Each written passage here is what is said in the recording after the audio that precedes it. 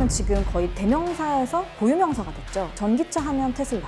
미국의 GM, 포드, FCA를 다 합쳐도 테슬라의 시가총액을 따라가지 못하고 있는 그런 상황입니다. 안녕하세요. 전 세계 우량 기업을 소개해드리는 글로벌 슈퍼스탁 MC 김교준입니다. 안녕하세요. 미래에셋대우 김민경 연구원입니다. 네, 반갑습니다. 반갑습니다. 네, 처음 뵙습니다. 오늘 소개해 주실 기업 어떤 기업입니까? 오늘은 전기차 하면 가장 먼저 떠오르는 회사 테슬라입니다. 드디어 나왔군요, 테슬라. 오늘 글로벌 슈퍼스탁 테슬라에 대해 알아보겠습니다.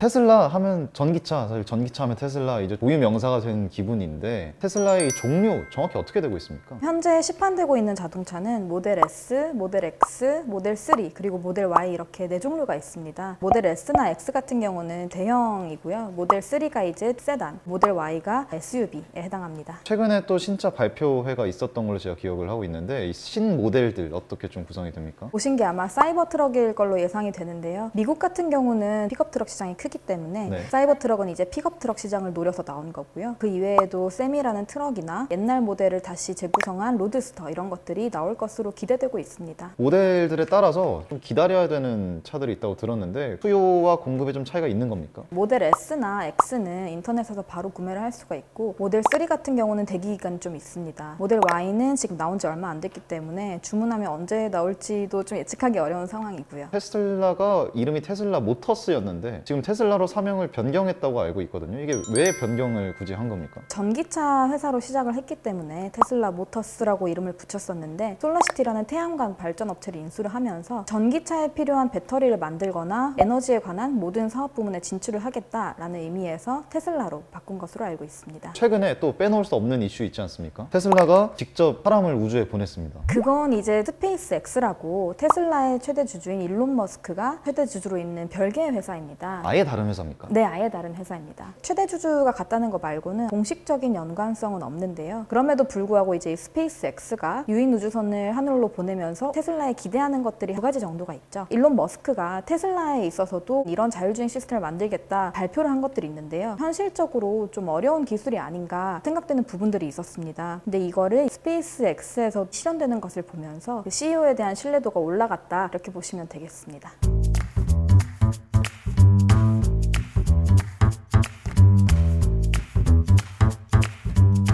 테슬라의 시작 어떻게 됐는지 좀 소개 부탁드리겠습니다. 원래는 창업자가 2명이 있었는데 2003년에 테슬라라는 기업에 일론 머스크가 투자를 하게 된 거죠. 그리고 4년 뒤에 직접 CEO로 나서게 되었습니다. 자동차 회사로서는 굉장히 특이하게도 테슬라는 실리콘밸리에서 탄생을 했습니다. 그렇기 때문에 이제 다른 자동차 업체들에 비해서 업력은 매우 짧지만 유능한 엔지니어들을 데려올 수 있었고요. 기존 자동차 산업이 가지고 있는 틀에 얽매이지 않았다는 그런 점도 있습니다.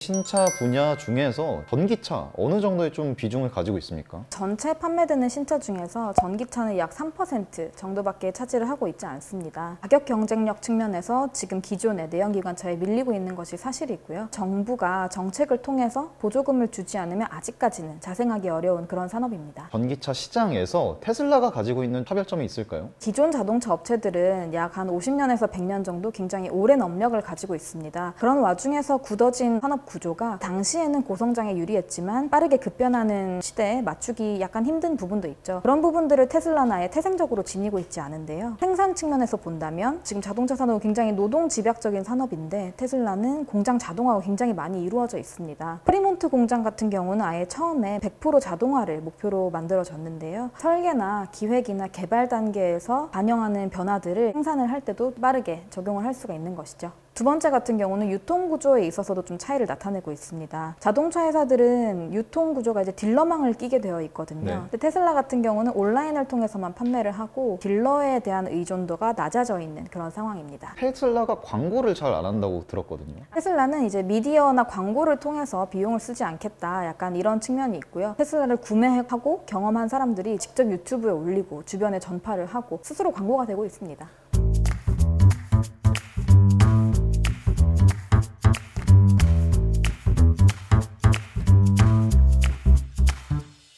투자 포인트는 어떤 게 있을까요? 첫 첫 번째로는 성장성입니다. 테슬라는 창업한 지 17년 만에 독보적인 브랜드 헤리티지를 구축했다고 볼 수 있습니다. 일반 자동차 기업들이 오랜 기간을 통해서 그 브랜드 이미지를 구축한 반면에 테슬라는 지금 거의 대명사에서 고유명사가 됐죠. 전기차 하면 테슬라 뭐 이런 식의 브랜드 헤리티지를 구축을 했다는 게 테슬라의 높은 수요를 유지할 수 있는 성장성이다 이렇게 보고 있습니다. 테슬라에 대한 인기가 올라가면 자연스럽게 생산량을 좀 더 올릴 생각을 할 것 같은데요. 어떻게 좀 대처를 하고 있습니까? 작년까지는 미국 프리몬트에 있는 공장에서 연 40만 대 정도를 생산을 하고 있었고요. 올해부터는 상하이 공장에서 연간 15만 대를 생산할 수 있는 설비를 가동 중에 있습니다. 이 상하이 공장은 지금은 15만 대지만 50만 대까지 램프업을 할 것으로 전망을 하고 있고요. 지금 공사 중인 게 독일 베를린 인근에 또 50만 대 정도 규모의 공장을 건설을 하고 있습니다. 그리고 미국 중부에 또 하나의 공장을 세우려고 검토를 하고 있는 단계고요. 또 얼마 전에는 영국을 일론 머스크가 방문을 하면서 영국에도 또 하나 설비를 구축하려는 게 아니냐라는 얘기도 나오고 있습니다. 글로벌리 생산량을 확실히 확충하기 위한 노력을 하고 있는 거군요. 거의 한 3배 정도로 늘어날 것으로 보고 있습니다. 테슬라가 이제 좀 압도적인 브랜드 헤리티지를 갖고 있다고 해도 자동차 완제품 업계에서 이미 전기차를 생산하고 있지 않았습니까?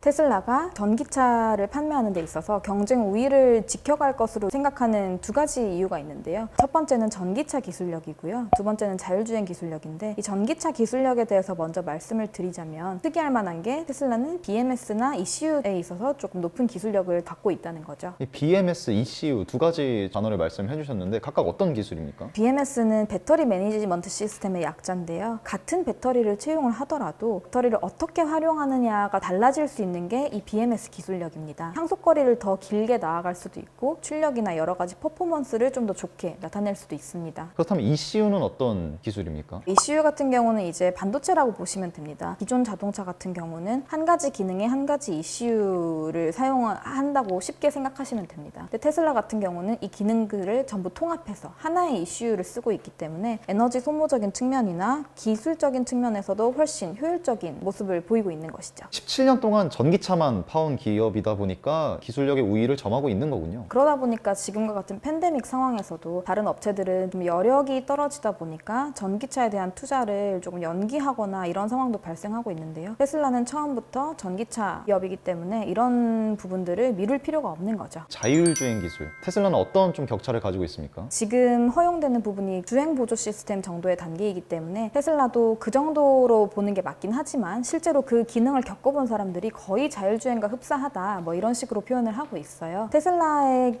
지금 가장 주목을 받고 있는 건 오토파일럿인데요. 오토파일럿은 테슬라의 차량을 구매할 때 $7,000를 주면 옵션으로 넣을 수 있습니다. 나중에 자율주행 기술이 업데이트 되거나 여러 가지 다른 기능이 추가가 될 때 이제 자동적으로 업데이트가 되는 거죠. 펌웨어를 통해서 자동으로 업데이트가 되는 구조군요. 자율주행을 평가하는 기관들이 여러 군데가 있는데요. 이 평가 기관에서는 테슬라보다는 구글의 웨이모나 크루즈나 이런 업체들이 더 높은 순위를 받고 있습니다. 다른 업체들 같은 경우는 실험실에서 연구를 하면서 개발을 하고 있는 반면에 테슬라는 시판하고 있는 자동차에다 모두 이런 기술들을 적용을 하고 있기 때문입니다. 지금 테슬라가 다른 업체들과 다르게 시판을 함으로써 얻는 강점도 있습니까? 다른 업체들은 정해진 나라에서 허가를 받은 지역에서만 실험을 통해서 주행 데이터를 수집을 하고 있는데요. 테슬라 같은 경우는 아까 말씀드렸던 시판된 차량의 기능을 통해서 실제 자동차 운전자들이 주행하는 주행 데이터를 전부 수집을 하고 있어요. 그렇기 때문에 더 양질의 데이터를 많이 가져올 수 있는 거죠. 구글의 맛집 리뷰에 비교를 하시면 될 것 같습니다. 테슬라 자율주행의 또 하나 특이점은 라이다라는 부품을 쓰지 않는다는 것인데요. 일론 머스크가 일전에 라이다는 너무 못생기고 커서 쓰지 않겠다 이런 말을 한 적이 있습니다. 양산 단계에 접어들게 되면 자율주행 부품 중에 가장 비싼 하드웨어가 이제 라이다에 해당이 되기 때문에 라이다가 없으면 조금 더 비용을 절약할 수 있지 않나 이런 부분도 기대가 되고 있고요. 비용을 절감하고 똑같은 부품을 쓰지 않는 대신 유사한 기술로 거리를 조절하거나 이런 것들은 준비가 되고 있는 거죠. 카메라를 통해서 인간의 눈을 그대로 구현하겠다 이런 기술들에 집중을 하고 있는 것으로 보입니다.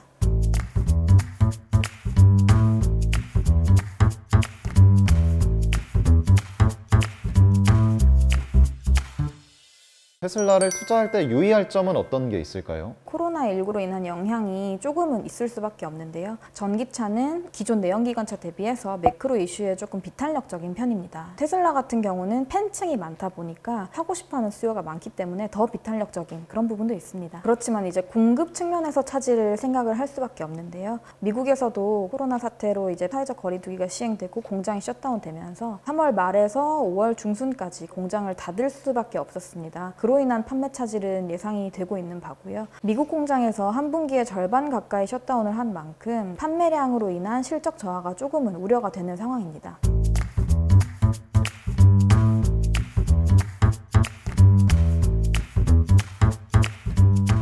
그렇다면 테슬라의 실적 현황 그리고 향후 전망 어떻게 보고 계십니까? 2010년에 17달러로 상장한 테슬라가 지금은 900달러를 넘겼습니다. 시가총액은 약 1,700달러 수준이고요. 글로벌 자동차 업체들 중에서는 토요타 다음으로 2위를 차지하고 있습니다. 토요타는 글로벌 1위로 약 280조 원 정도 되고요. 그 다음이 테슬라인데요. 미국의 GM, 포드, FCA를 다 합쳐도 테슬라의 시가총액을 따라가지 못하고 있는 그런 상황입니다. 시가총액 규모가 예상보다 많이 큰 상황이군요. 지금 시장에서 가장 집중하고 있는 부분은 아무래도 2분기 실적이 아닐까 합니다. 7월 초에 이제 2분기 판매량이 발표가 돼요. 그리고 7월 말에는 실적이 나옵니다. 지금 3분기 연속 흑자를 기록을 하고 있는데 7월 말에 나오는 실적에서도 흑자를 기록하게 되면 4분기 연속 흑자를 기록하게 되고 그렇게 되면 이제 S&P 500 지수에 편입이 될 수도 있다라는 기대감이 시장에 좀 존재하는 것 같아요. S&P에 들어가느냐 마느냐가 굉장히 중요한 요소입니까? 수급 측면으로는 그렇게 볼 수 있습니다. 다만 조금 우려가 되는 부분은 시가총액 측면에서 본다면 당연히 편입이 되고도 남을 규모지만 S&P 측에서 차등 의결권을 보유한 종목에 대해서는 편입을 하지 않겠다고 2017년에 너무 강하게 얘기를 했던 적이 있기 때문에 이 부분에 대해서 완전히 속단을 하긴 어렵지만 테슬라의 지금 실적 창출력이나 미래 성장성을 본다면 충분히 매력적인 상황이라고 볼 수 있습니다. 시청자분들을 위해서 투자 포인트 정리 한번 부탁드리겠습니다. 테슬라의 투자 포인트는 첫 번째로는 전기차 산업의 성장성과 테슬라 자체의 성장성이 있겠고요. 두 번째로는 독보적인 전기차 기술력이 있겠습니다. 마지막으로는 지금 가장 상용화된 자율주행 기술력이 아닌가 하고 있습니다. 리스크 포인트로는 팬데믹으로 인해서 공급 차질이 생겼던 부분이 실적에 영향을 미치지 않을지 이 부분을 좀 눈여겨보셔야 될 것 같습니다.